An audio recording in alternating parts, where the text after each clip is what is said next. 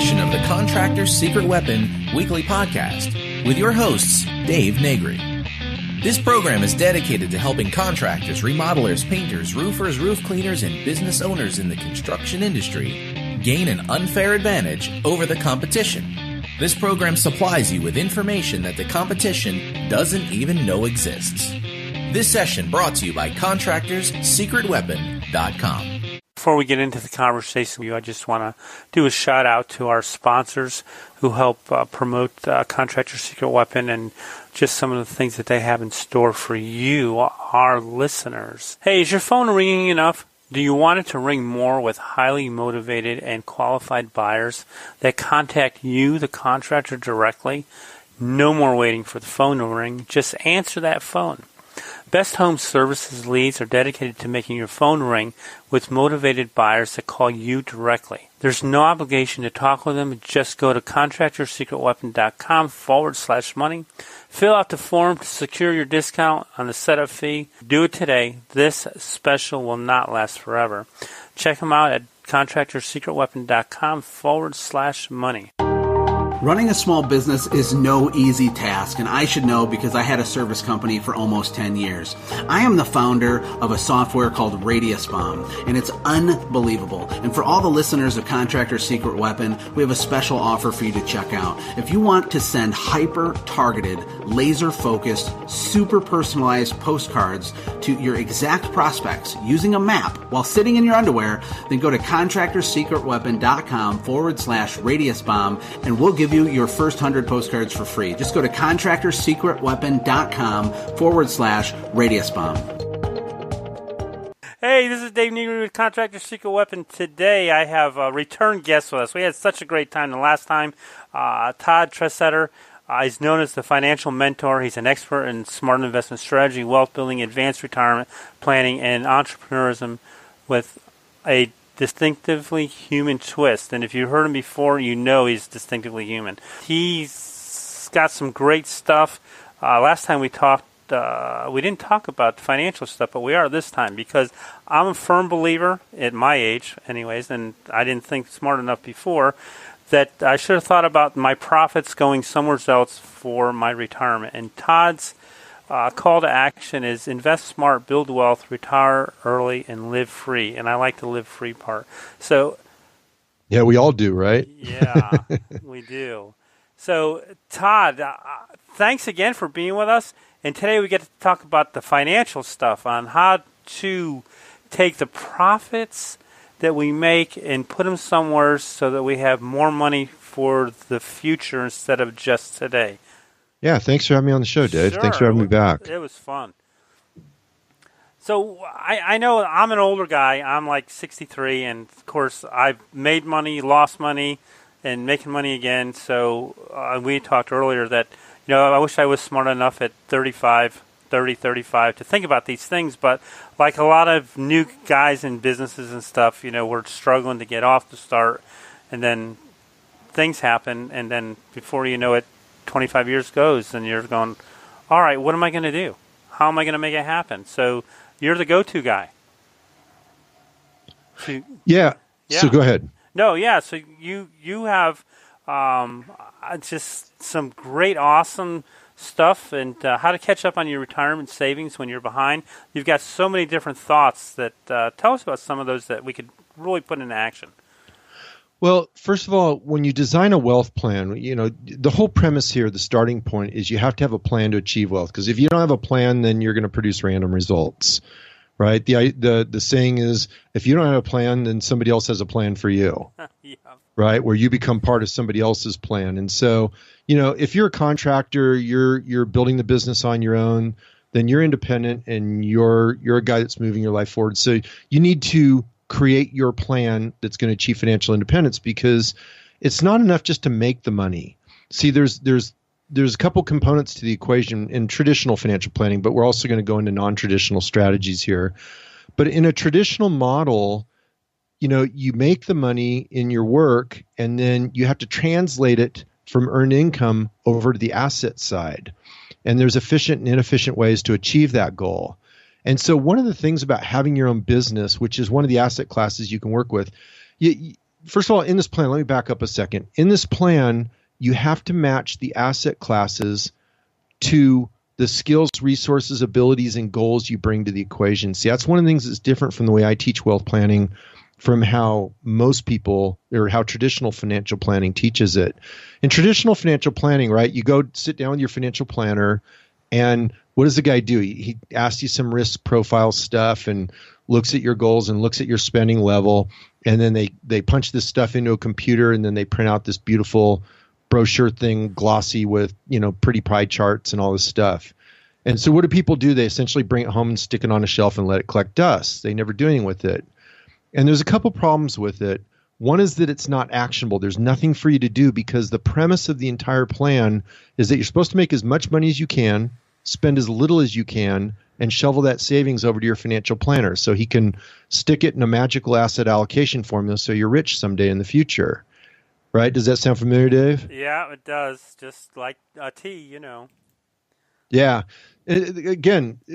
It's stuff's easy to call out because that's how it's done every day in the business. Right. And so the way I teach it's totally different. Okay. What you want to do is you come to the equation with skills, abilities, resources, goals. Okay.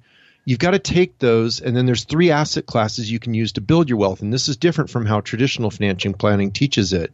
Traditional is it's all about paper assets that they can sell you, like stocks, bonds, mutual funds, insurance, right? Right. Because that's how they make their money. They're selling you investment products. So, of course, that's what's going to go into the financial plan. And so the way I teach it is there's actually 3 asset classes. The ones that the traditional financial planning offers are what I call paper assets, right? Again, stocks, bonds, mutual funds, insurance, that kind of stuff. And so that's what in one category called paper assets. The other asset is something each contractor is already building, which is your business entrepreneurship. And the third asset is real estate, and in particular, income-producing real estate. And so one of the favorite strategies I have with entrepreneurs right out of the hole, which doesn't exist in most financial plans, is owning the real estate that your business is housed in. Oh, that's so smart. Yeah. So, pretty much any accountant worth his salt would tell you that if you plan on being in business for 15 to 20 years, and most people do, if you have that kind of time frame in your business, it almost always makes sense to own the property. Even if it doesn't make sense on a straight cash flow basis, in the long term, it almost always pans out to own the property. Now, why that's key in a financial plan for a contractor is that can become a source of retirement income when you sell, right? Because then you can lease the property. What you can do is you can have the business become the lessor. You're the owner. The business then leases it from you. And that way, that's a way of translating money out of the business and into your personal equity side. And then what happens is it's fairly low risk, because as long as you stay in business and you stay profitable, the business pretty much guarantees that you'll be positive cash flow on the property you bought. Right.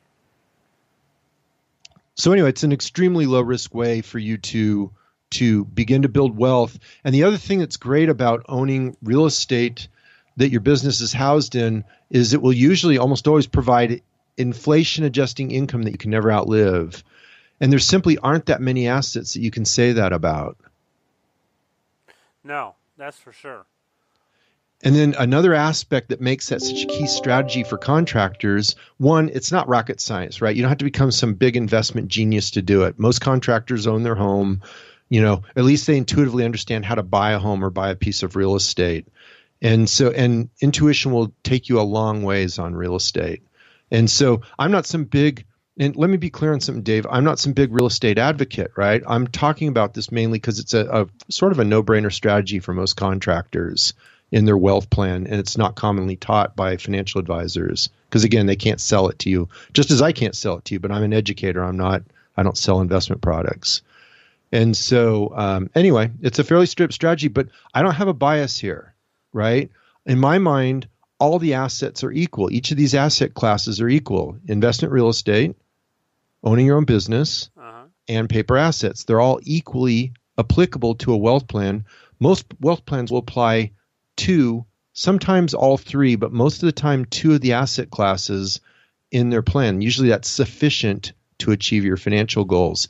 And the key is none of them are better or worse than the other. It's just that each asset class has unique characteristics to that asset class that can either fit or not fit your personal plan, right? Because the characteristics you brought to the equation. For some people, paper assets are perfect. For other people, real estate's perfect. For other people, business entrepreneurship. And usually it's some blending of two of the three. I know. I'm a big fan of business and owning multiple businesses, which I do. Right. And I'm another big fan of real estate in this, and more so in the context of what you're talking about is like if you own your own building, because ultimately you're going to sell your business. Hopefully, yeah, I mean, if you have an exit strategy, which a lot of guys don't have, but that's a different story. But like you said, you have a lifetime value of leasing money, and if you're going to retire in 20 years, let's say, and your building's paid off in 15, then I mean that's income. You never have to worry about losing customers or having a business go up or down. It stays constant. Yeah. Yep. So as an example, I had an attorney and he was renting a fairly large office space because he had a lot of staff. He had multiple attorneys underneath him. He had paralegals, secretarial staff. It was a fairly large attorney firm that he was running. And so in the coaching, he looked at the numbers. He bought a large, it was like a four unit, if you will, office complex, of which his attorney firm needed only one of the units. That's to let you know how large it is. Okay. Well, and then he leased out the other units, and then as his firm expanded, then he took over more and more of the units, and that building alone will provide enough income for him to retire on. Yeah, it's just really looking ahead and seeing what your options are, and that's a great way to look at it. Yeah, and then the other thing that he did, again, we're talking about how to efficiently translate money out of your practice, is he maxed out the retirement plans, government tax deferred retirement plans for both him and his wife. So his wife technically worked within the business also, providing various functions, and so she was paid a salary sufficient that they could both maximize tax deferred retirement contributions. So between the paper assets of tax-deferred retirement contributions as well as the payments on real estate, their financial independence was assured. He just had to stay in business. Yeah, that's pretty cool. So those are three things, and because personally, I'm not a big fan of paper assets, but you don't have to be, because like you said, two things are better than none. But all three at some point are actually real beneficial. And so I would imagine, like you said, some people are great candidates for paper assets. I like the things that I can control a little bit more. Well, let's go into it for a second, okay? Your wealth growth is determined by two equations, and this is going to go a little math. If you're not into math, don't worry about it. I mean, it's really common sense. It's not complicated stuff. Any high school algebra would cover this, and anybody that can fill out a billing receipt can do this. It's the first equation is mathematical expectancy. Sounds fancy, but it's really simple. And the other equation is a future value equation. And so all your wealth growth, regardless of the asset class you use, is determined by that. And this is, again, unique to how I teach this. This is inviolable math, okay? This is not like Todd's opinion or anything like that. This is the way the game works. And so then what I do is I relate it back to each of the asset classes. And so like you were saying, you had a preference for business entrepreneurship. Well, there's a good reason for that. Okay, if you go into the expectancy equation, the future value equation, mathematical expectancy applied to owning your own business has a unique characteristics not applicable to any other asset class. And that is owning your own business, building your own business is unique in that you can control the risk of loss dramatically. And so your risk of loss can be very small if you manage it carefully. And yet, if you figure out principles of leverage and scalability and build that into your business, you can get a huge payoff. And so mathematical expectancy, for those that don't understand, is probability times payoff. Most people think in terms of probability, and it really hurts them. They think in terms of probability of success or failure, right? Right. And so mathematical expectancy is different. Your wealth doesn't grow by probability. Your wealth grows by expectancy. And the unique thing of expectancy is it's probability times payoff. That payoff equation is key because if you can tilt the payoff equation, you can accelerate your wealth. And so the unique thing in business entrepreneurship is if you can control the losses when you make mistakes and make them very small, and then you finally find a business model that works, that is scalable, you can roll it out to a huge win. And then that huge win, the unique thing about business, you only need one. You only need to win once big to have all the money you need for the rest of your life. And this is not me just making it up. If you look at the IRS data on how the rich become that way, you'll see the preponderance is from one single business idea that went big. Wow. And so the key is you've got to understand how to manage risk when you're wrong, because you're going to be wrong a lot. We all are, right? If you're going to if you're going to build your business, you're going to make mistakes. We all do, me included. And so you've got to learn how to manage the risk until you find that thing that works, and then you know how to scale it up. It's got to be scalable so you can leverage it up and turn it into a big win. If you do that, you could be wrong 99 times. And all you have to do is be right on that 100th time, and you can have all the money you need. And no other asset class has that characteristic. Real estate doesn't have it. Paper assets don't have it. That's why it's one of the top ways in which people achieve wealth is through business entrepreneurship, which is perfect for your contractors. Yeah, I remember Robert Kiyosaki saying, he says, you're going to become wealthy through the boring stuff. Well, I'm close. I'm going to say it slightly different. Okay. Building success in business is in the boring. Yes. Okay. Now, let me explain what I mean by that. All the creativity, all the challenges is in proving out the business model in the first place. Once you get the business model proven out, then you leverage it up and roll it out. And that's boring because now you're basically administering and growing the business. You have already done all the creative work of figuring it all out. Now you're just scaling it up. And that's boring for most people. And that's one of the huge dangers of entrepreneurs is they get enamored with the excitement of building it and creating it and figuring things out, and bright, shiny object syndrome, right? Yeah. Squirrel here, squirrel there, and they just get attracted to all these ideas. You find one thing that works that you can scale up. If you want to be rich, find one thing that works and that can be scaled up, and then scale it up and go ahead and be bored for quite a few years while you scale it up if your goal is wealth. And realistically, you can do that with any business. Oh, yeah. Yeah, you can do it with any business. It's just different businesses have different ways in which you scale up and leverage up. Again, I teach all this stuff in the course. We're just kind of grabbing little pieces of it here and there. So which course is that one that you're talking about right now? If you look, there's on the site, there's a thing called products, and then on the right-hand column, there's courses, and it's step 3. It's the only one that's publicly available right now. It's step 3, how to design a wealth plan that will actually work. And so how you achieve financial independence earlier than old, through developing a plan that will actually work. Right. I'm at the old part, so I gotta read fast. Yeah, but you only need one success, Dave. Well, you know what? I understand that, and it's kind of interesting that you say that because we have opened up another business like 4 years ago, and the thing has just gone crazy. There you go. And you find the one model that's working, and you scale it up and focus on it because that's where the wealth will be. And it is a cash cow.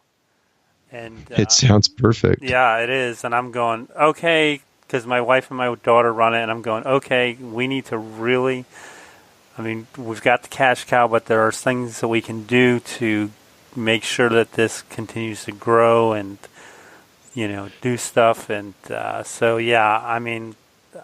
knew that once into year 2 and saw it was growing. The first year they grew at 60, the second year they grew at 60, third year they grew at 50%. Last year they grew at like 50%, and this year they're at 25%.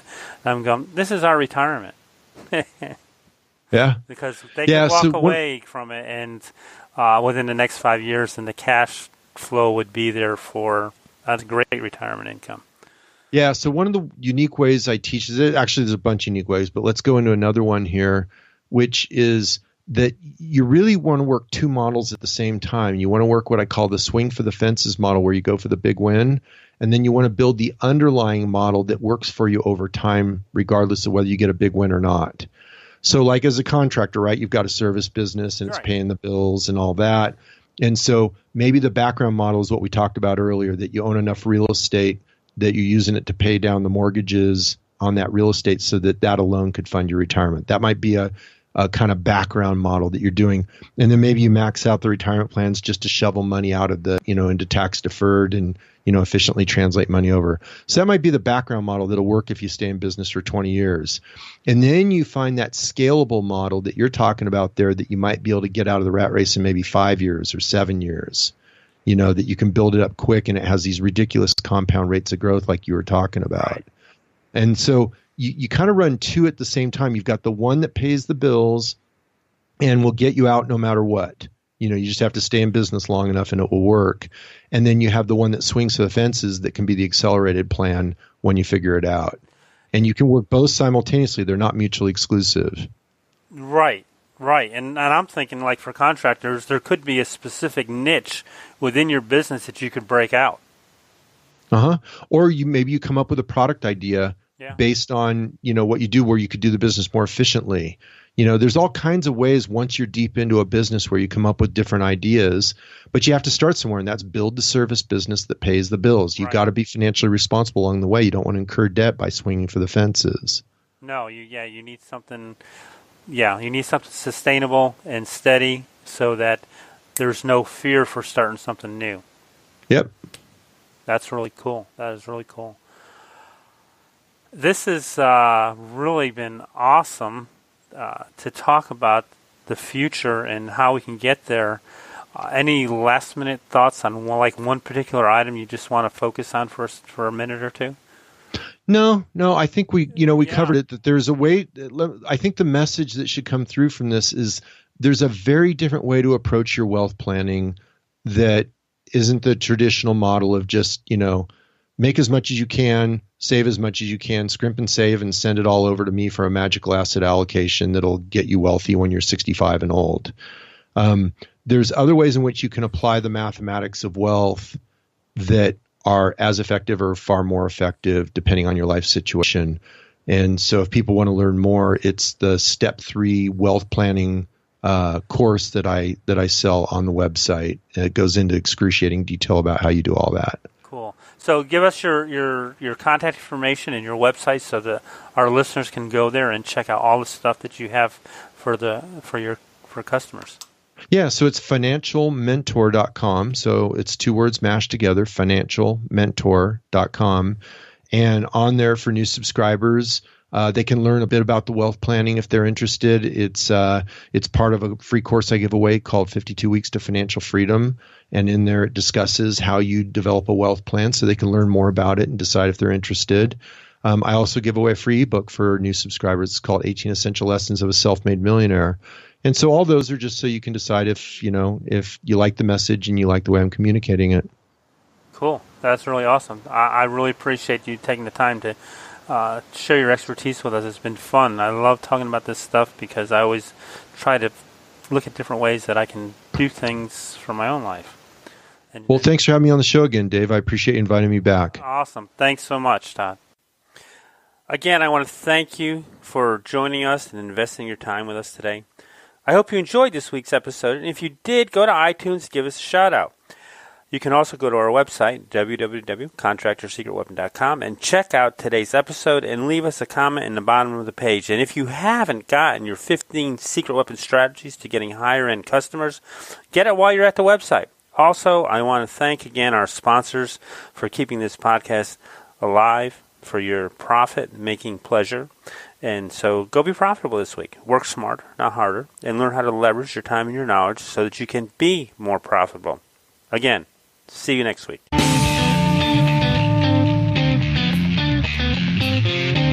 Thanks for joining us for another weekly episode of the Contractor's Secret Weapon podcast with Dave Negri.